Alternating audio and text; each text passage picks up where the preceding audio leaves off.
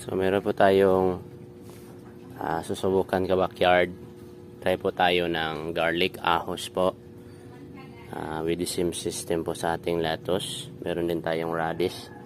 Kaya lang itong radish natin medyo naglagi. Susubukan lang natin ka backyard ulit. No, may basil tayo, meron tayong onion. So yung bulb onion po 'yan.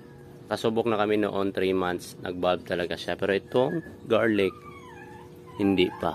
So susubukan na tayo, nakasubok na din tayo ng radish. So sa isang system po na may lettuce, ating titingnan po kung ilang buwan ito. 3 months daw ito sabi nila yung garlic.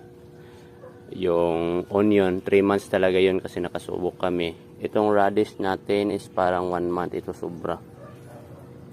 So I will update you ka backyard anong kainatnan po nito po.